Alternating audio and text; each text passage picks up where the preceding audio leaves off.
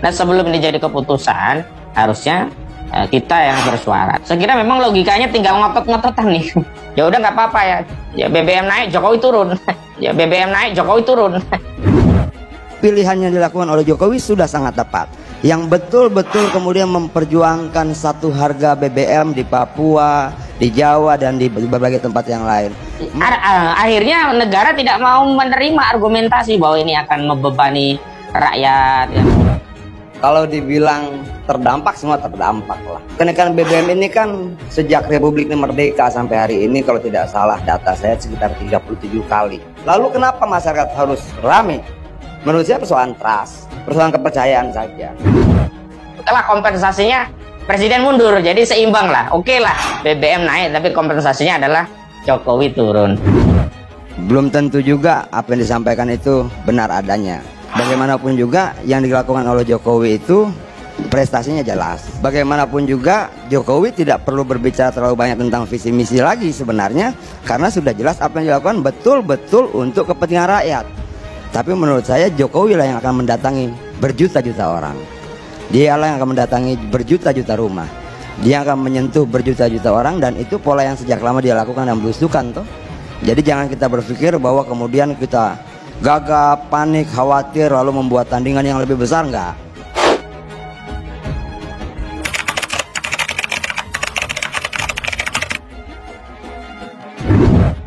Salam pembaharuan. Saudara, sastrawan politik Ahmad Kosinuddin mempertanyakan kesiapan rakyat menurunkan Presiden Jokowi yang tetap mengumumkan sendiri kenaikan harga bahan bakar minyak atau BBM. Serius, apakah Presiden Jokowi akan diturunkan sebagai dampak dari tindakan keras kepala yang tetap menaikkan harga BBM?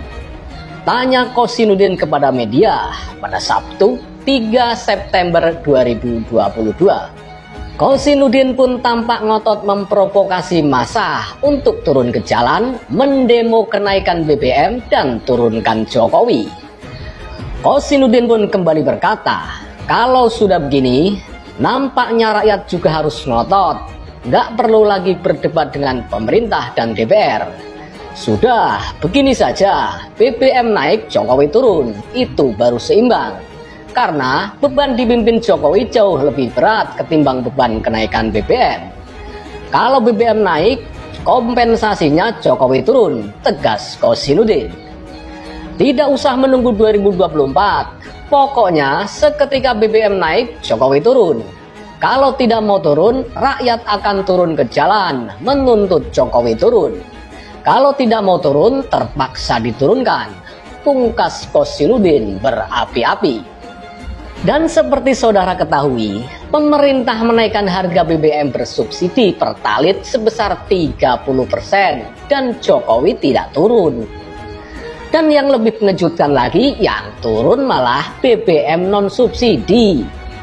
Ajib nggak? Saudara, PT Pertamina Persero resmi menurunkan harga 3 jenis bahan bakar minyak BBM non subsidi di seluruh provinsi yang berlaku efektif mulai Kamis 1 September 2022. Adapun 3 jenis BBM non subsidi yang mengalami penurunan harga per 1 September 2022 yaitu Pertamax Turbo, Dex Lite, dan Pertamina Dex.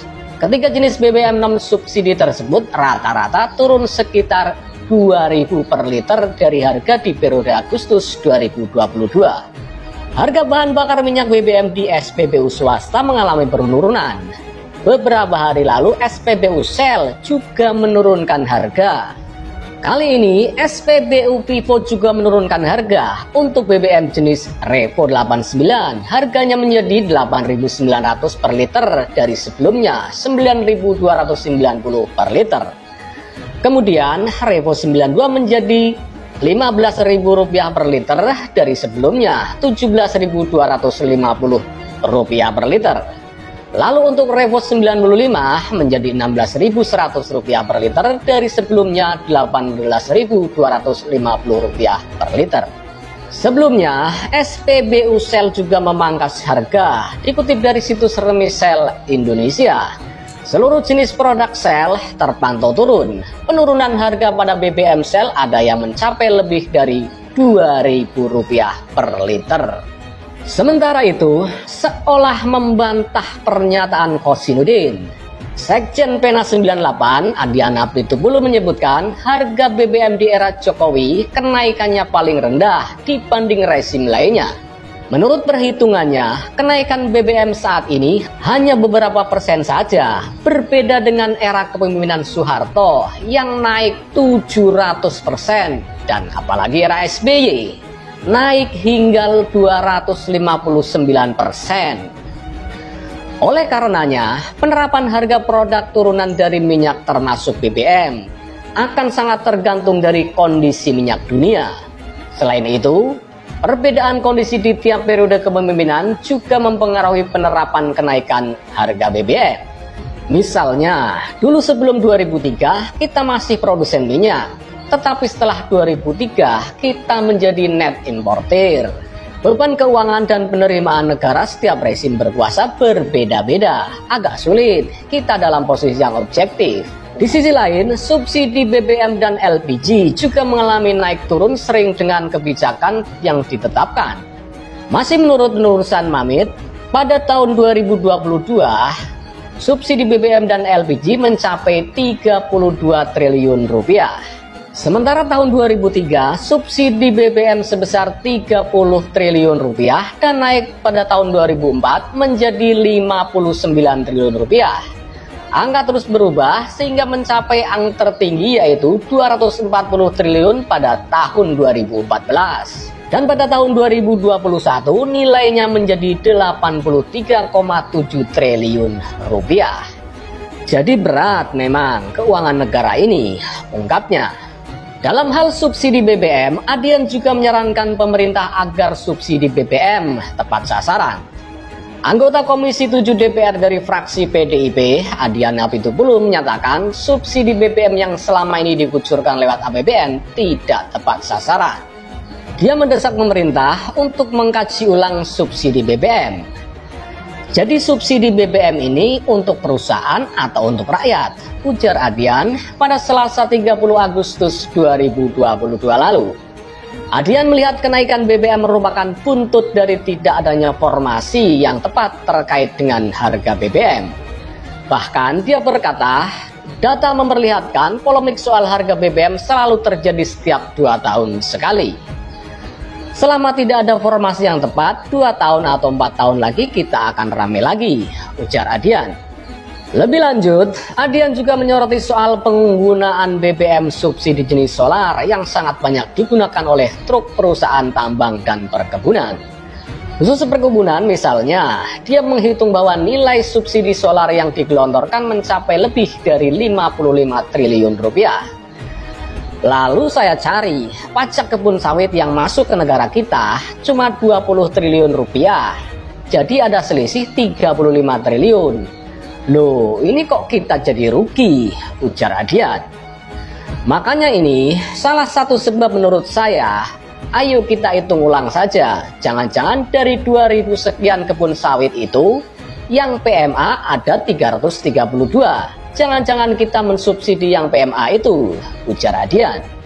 Sebelumnya, Adiana Pitupulu juga menilai lebih baik alokasi subsidi dan kompensasi untuk sektor energi yang mencapai Rp502 triliun pada 2022 dialihkan kepada masyarakat miskin secara langsung. Menurut Adiana Pitupulu, anggaran itu bisa digunakan untuk memberikan dana sebesar 4 juta per bulan kepada keluarga miskin dibanding untuk subsidi BBM.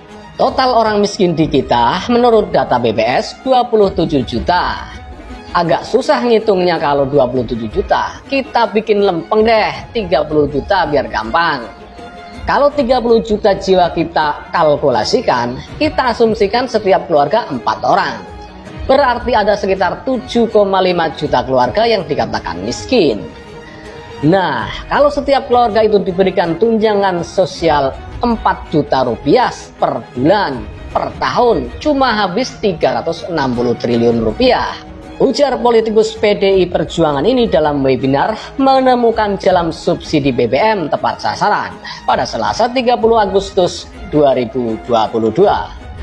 Karena itu, dia menilai pemerintah seharusnya dapat mengambil keputusan yang agak ekstrem demi mengamankan ekonomi keluarga miskin.